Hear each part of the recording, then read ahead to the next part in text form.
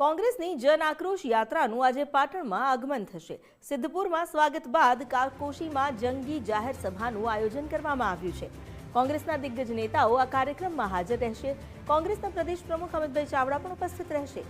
પ્રદેશ પ્રભારી મુકુલ વાસનિક હાજર રહેશે તો સાંસદ ગેનીબેન ઠાકોર પણ જન આક્રોશ યાત્રામાં હાજરી નોંધાવશે।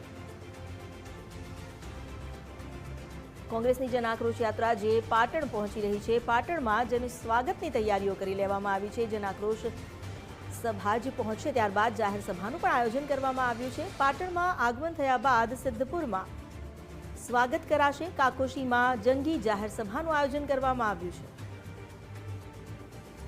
કોંગ્રેસના દિગ્ગજ નેતાઓ મંચ શોભાવશે, જેમાં સાંસદ ગેનીબેન ઠાકોર, આ ઉપરાંત પ્રદેશ પ્રમુખ અમિત ચાવડા, પ્રદેશ કોંગ્રેસ પ્રભારી મુકુલ વાસનિક પણ ઉપસ્થિત રહેશે।